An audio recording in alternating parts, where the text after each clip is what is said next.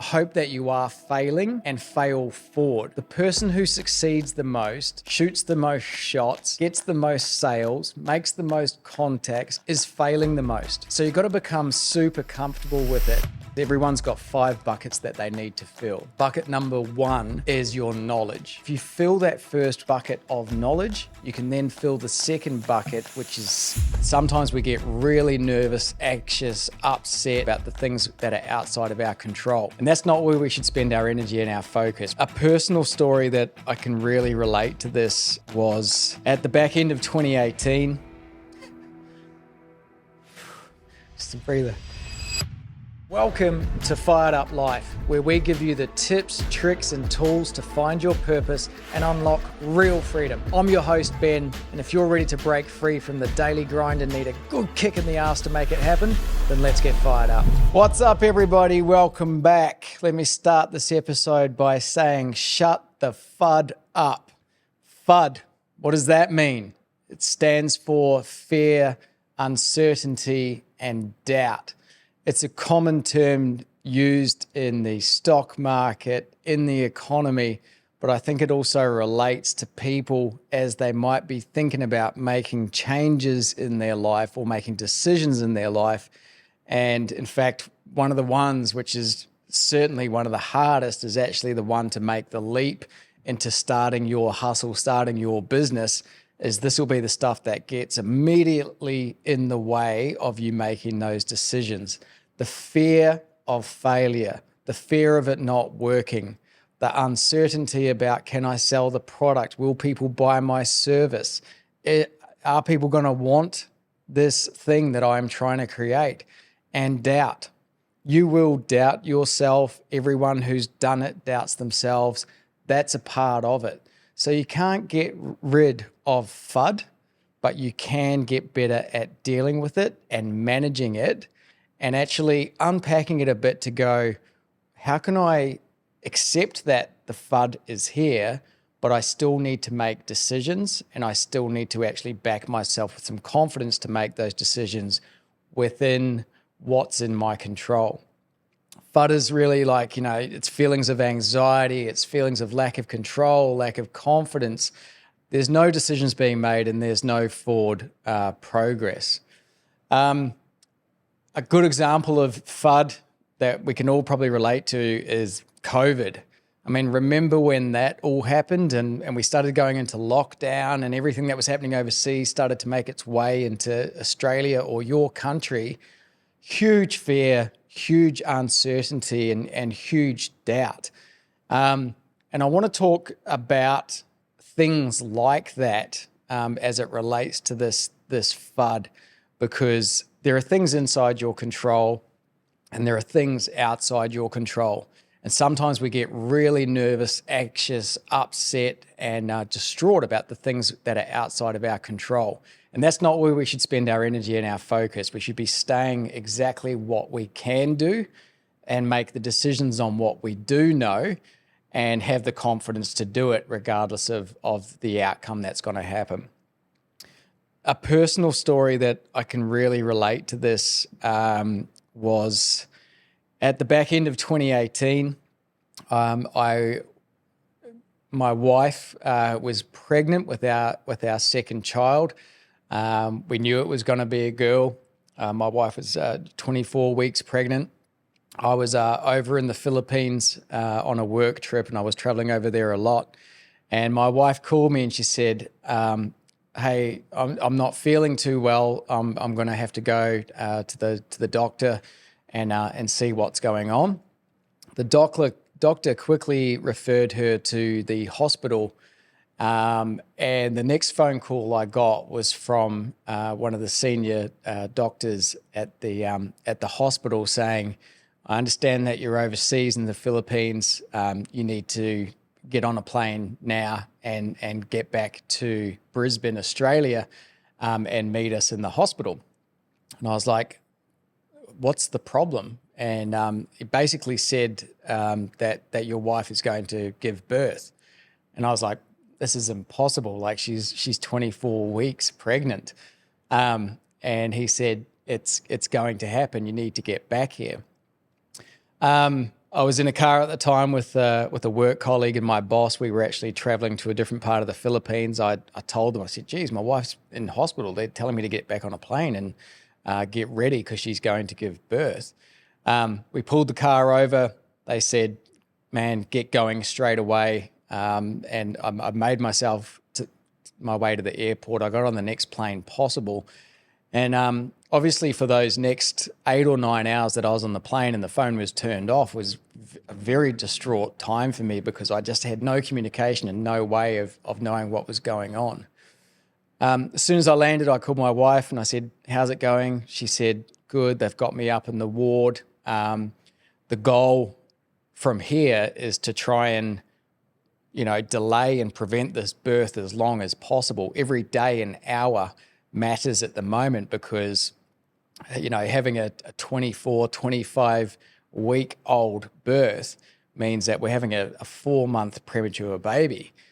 I made my way straight from the airport to the hospital. I got to the hospital. I met my wife and we embraced and we talked.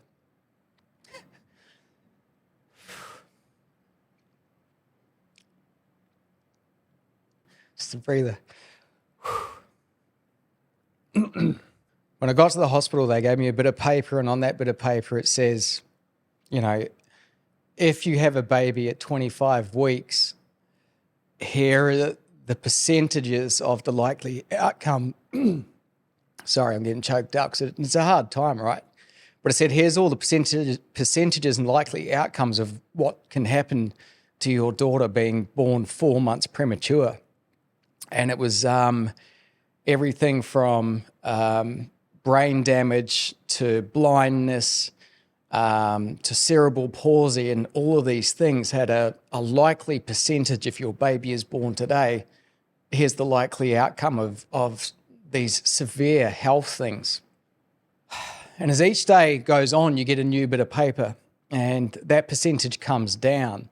So, every day this new bit of paper came out and we started thinking about, holy shit, what type of world are we about to come into? Even if she does survive this, what is going to happen to our world? It's going to shift so massively.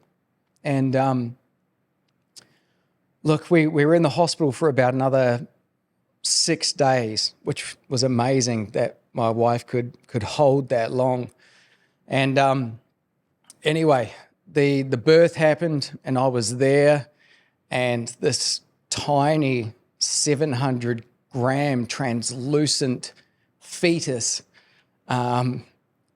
very different experience to the first birth, comes out and they're rushed into a medical ward with all of the specialists, with goal number one being preservation of life. It's not about quality of life, it's about preservation of life. And they kept her alive, and then we're into NICU. For the next 100 days, we watched our little girl fight every obstacle, every challenge that she went across. But for us, huge amounts of fear, huge amounts of uncertainty, and massive amounts of doubt. You put a lot of trust in the specialists around you to make the right decisions. But I think one of the things which a massive takeaway from this huge challenge in our life was, whenever you're faced with a tough decision or a big tough decision, if you write down, what are all the key components of this decision? What do we need to think about? What is the cause of a concern? And everything else, you write that down. Now cross out the things that are outside your control. Now you can focus on the things that are inside your control. And by doing such an exercise, we basically were able to shift our mindset to go, well, we've got no control over this. We have got massive amounts of fear, massive amounts of uncertainty and doubt, but what can we control?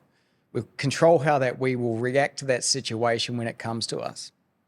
And my daughter's now 5 years old, not one health issue. She's a fucking champion. And it's moments like those that make you really stronger. So I think whenever you're faced with a tough situation, know that you're probably going to have to face it anyway. So focus on what you can control in that situation and fucking just deal with that. I think some of the best outcomes that we face as human beings come off the back of hard situations. And if you look at the challenge that you've gone through, whether it's like mine or whether you've lost a loved one or whether you've lost all of your money or you've had a divorce or whatever it is, once you get further enough down the track and you look back at that situation, I guarantee that you can relate that it makes you a better person, a stronger person, and a more confident person to deal with the adversity when it comes along as well. So you can't avoid hard times. What I'm saying is don't be afraid of hard times because they will make you better. I went to the Stephen Bartlett Better Life business tour that he did the other week. And when we talk about actually preparation for fear and uncertainty and doubt, he talks about 5 buckets. Everyone's got 5 buckets that they need to fill. Bucket number 1 is your knowledge. So fill your mind with knowledge, and whatever that situation is, like in that situation with my daughter in the NICU, all of a sudden we become, premature baby specialists, right? We know the medical jargon, we know the terminology, we know what medication she's on, we know what the heart rate monitor says, knowledge. So if you fill that first bucket of knowledge, you can then fill the second bucket, which is skills. If I know stuff, then I can apply stuff. So the other 3 buckets that Stephen talks about is your resources. That's what you have. It's your money, it's your ability, it's your things, it's your stuff, your network, and your reputation. And when people are younger, and I'm guilty of this, I think most of us are, we often focus on the reputation part first, right? Is this the cool thing to do? Will people like me for this? And they very rarely kind of focus on building that knowledge and skills outside of what the general curriculum's teaching them. So if you fill the knowledge and skills, then it's going to give you the ability to give value back to people. When you're in a job, and I spoke about this when I was in my job, and I spoke about this, I think, on episode 2, don't choose that role, that company, or that promotion for the last 2 buckets. The network and the reputation doesn't matter. You need to fill it based on the knowledge and the skills that it gives you, because that will actually pay dividends of value down the track as you get there. He talks about a story of a guy running down the road, jogging. He's going for a jog and someone's out the front of their house gardening, and the jogger stops to talk to this person gardening and just starts rambling on saying, I'm going to dig holes underground, and it's going to be a way for people to move from place to place. And I think we should live on Mars. And I think that, the sun would be able to charge everything. And then it turns out that this guy is actually Elon Musk. So until we knew that it was Elon Musk, you'd think this person has escaped from an asylum or a mental home based on the rambling that they were doing.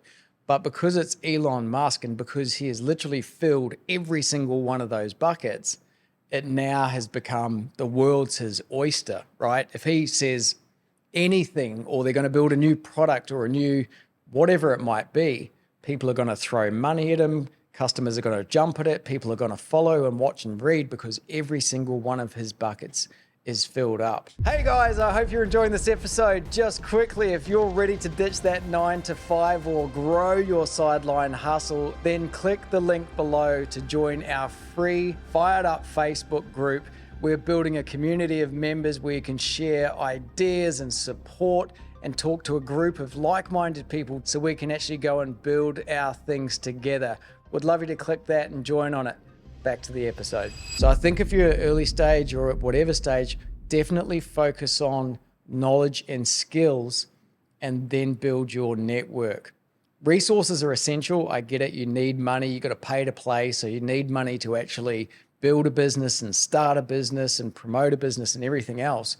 but it's important that you think about these 5 big buckets and intentionally go about filling them as you move through. The other thing I wanted to talk about around fear, uncertainty, and doubt is it never goes. It's always there. You just get better at managing it or dealing with it.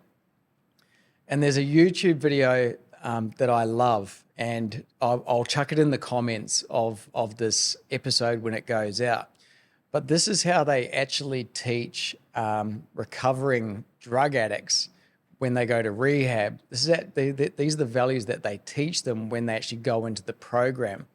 I've had this on my wall and in my mind and in my things for many years now. But the rule is this, it's 3 things. Number 1, be authentic. Be you. Just be really comfortable and proud of who you are, how you look, how you speak, what you think. You are you. Be authentic. Remove the mask.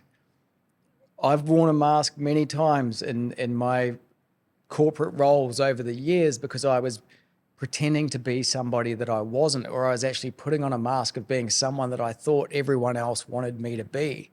There is nothing more liberating for yourself when you can be 100% authentic. And guess what? The people looking back at you in your eyes, they can see it. They can see that you are the real version of yourself, and that is a very good thing to bring into the world and the community, because that is going to really enhance your ability to be trusted, known, and liked. The second one is that they talk about in this rehab program is surrender the outcome. And what that means is that make the decision, make the best choice you can. Go into things with confidence that you've got enough information to make the best decision that you can at the time, and surrender the outcome. What you'll find is that usually you'll overthink this and overtalk yourself into being, I'm going to upset the client, I'm going to annoy my partner, my friends will be disappointed, I'm going to let myself down. And what you'll find is that mostly that won't happen when you just let the outcome be the outcome. With our daughter Jasmine, did we have to surrender the outcome? You're damn right we did. It was either going to be this or that. Are we ready for this or that? Yes, we are. That's what it will be. That's what it is. This is how we'll deal with it. And the third and final one of these, rehab principles is do uncomfortable work.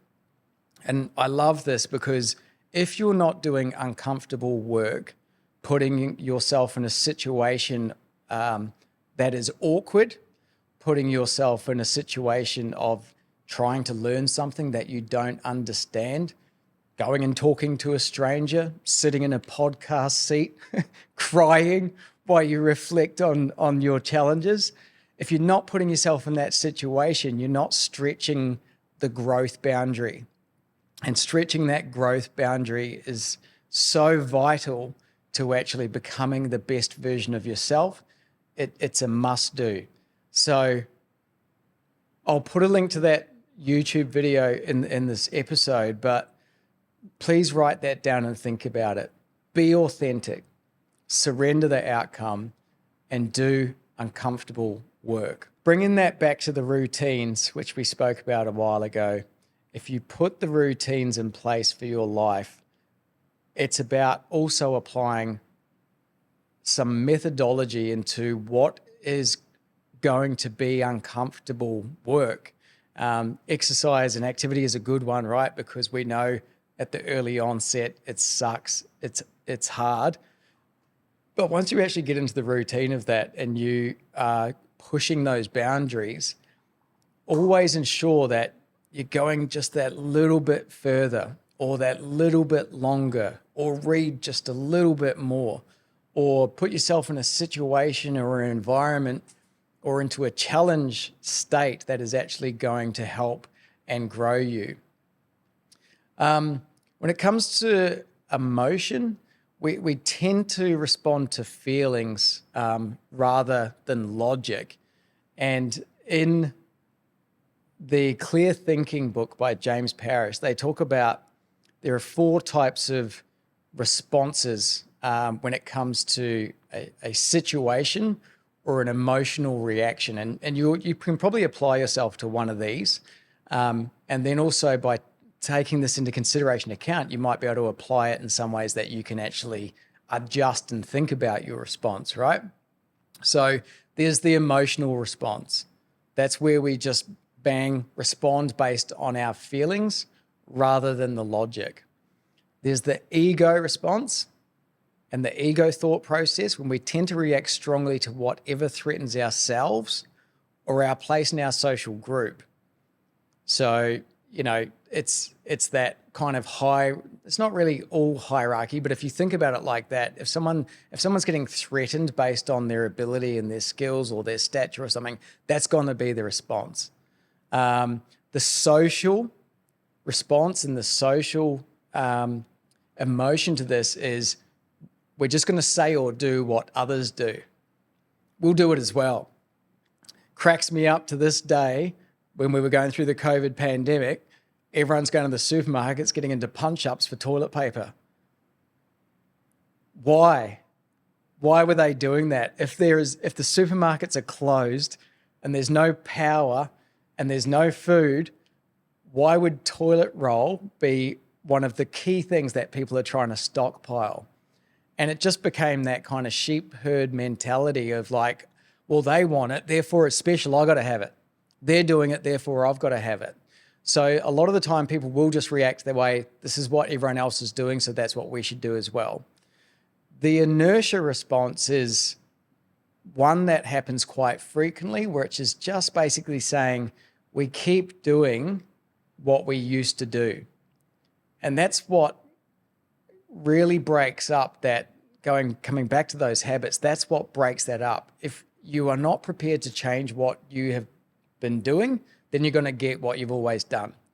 So think about these types of things around how you might be responding about things, how you might be thinking about things, and actually that will help you prepare more for those decisions when it comes to fear, uncertainty, and doubt.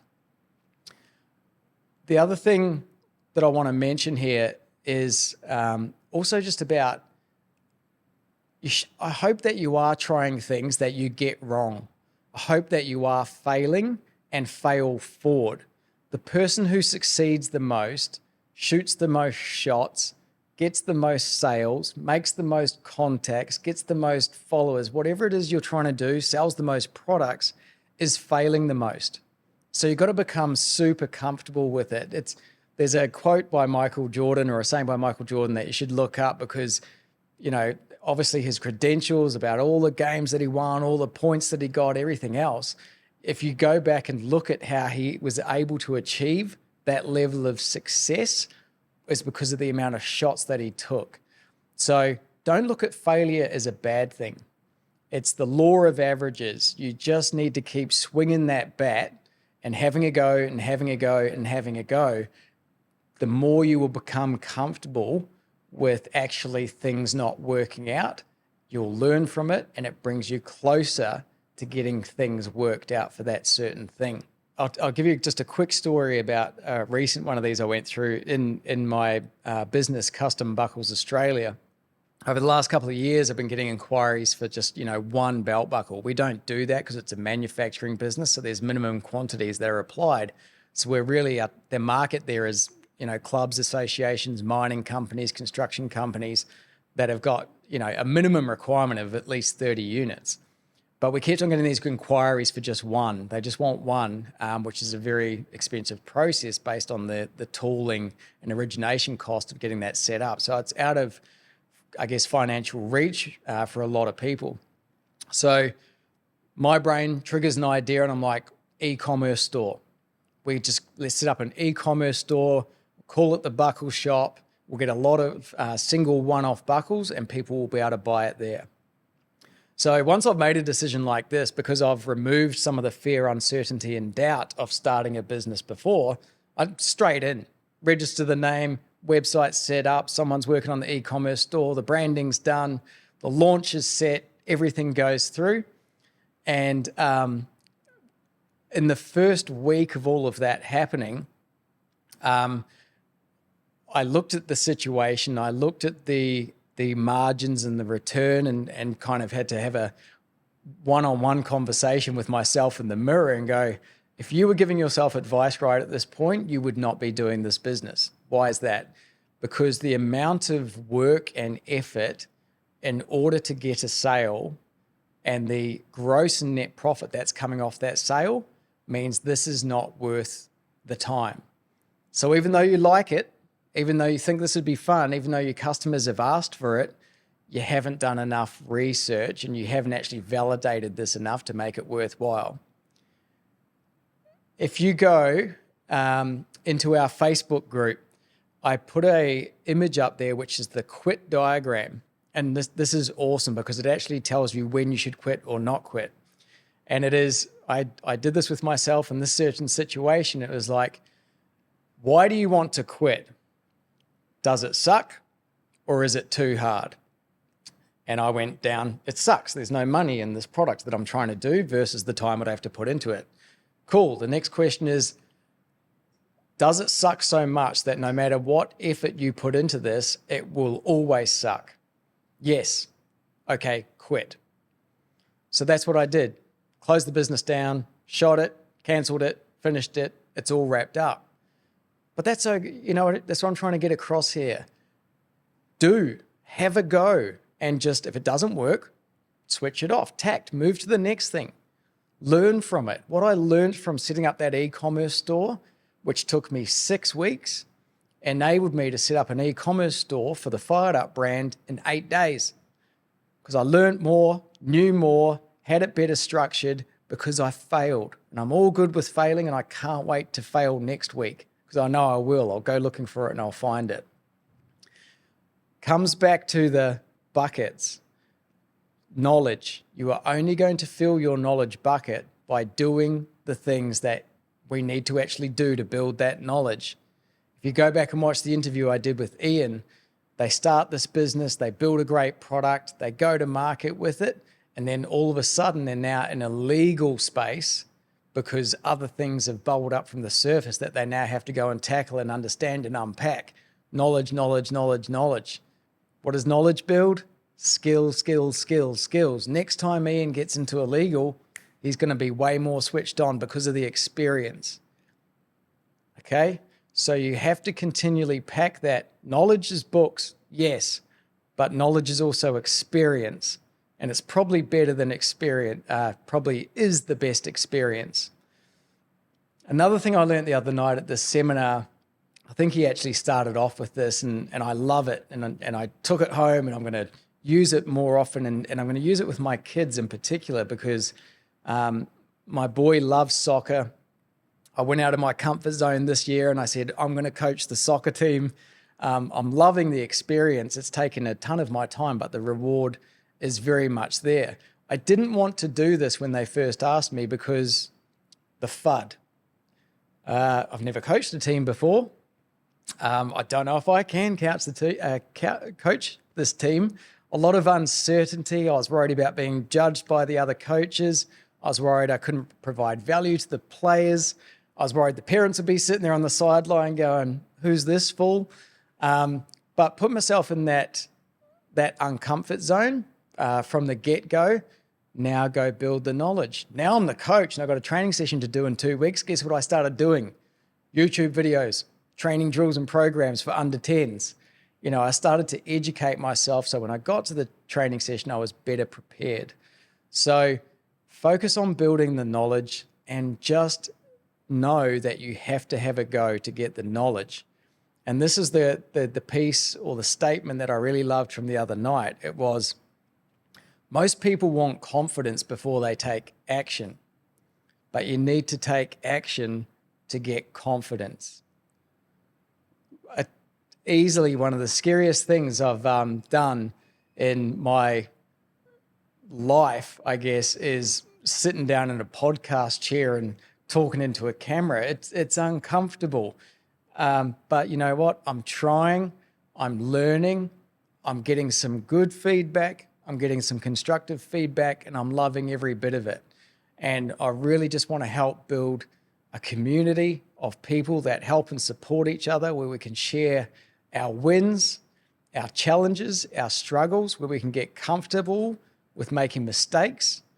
Because as we get on in life, and I've actually put a blog up on the website, go and have a look at this, but it's the regrets and feelings of people in their much, much elderly years. And one of the biggest things on that list is I should have been more true to myself. I should have had a go. I wish I had, taken that hobby on, had a go at that business. And that's all I want for you guys watching this. Have a go. You will surprise yourself. If you want to eliminate some of the fear, uncertainty, and doubt, build your knowledge and apply that to your skill bucket. Work on your network. In 2 months of literally starting this business, I have met some amazing people. One of them's behind the camera right now. He's an absolute legend. But I'm able now to be introduced to other people who are doing cool things and great things, and they're adding value to me and I'm adding value to them. That builds my resources. Now I've got quicker avenues of being able to get to knowledge, be invited to things, actually go through the learning curve much quicker by people who have been there, done that. And that's actually going to help me and you with your reputation out there in the marketplace when you come to bring your thing out to the world, so you can deliver this great thing that is either in your mind ready to be released, or you are actually doing it and you just want to build it and grow it and turn it into something awesome. Toughest episode I've done because it really hit my heartstrings. But that moment is the most significant moment in my life, because I didn't cause it. I had no control over it.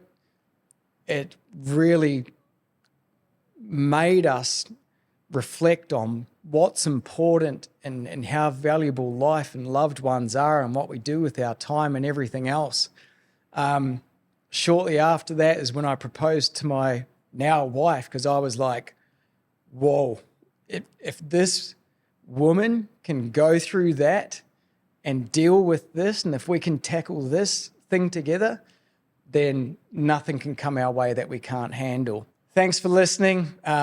I look forward to more dry eyes in future episodes.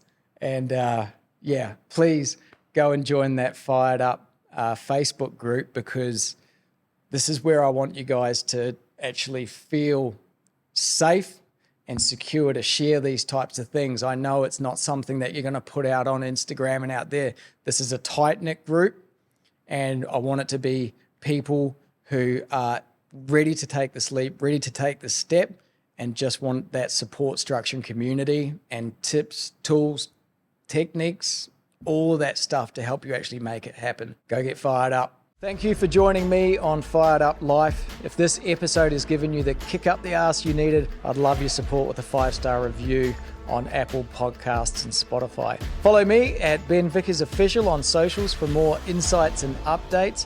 And don't forget to head to firedup.life to grab all the resources and tools you need to unlock real freedom. We'll see you in the next episode. Catch you later.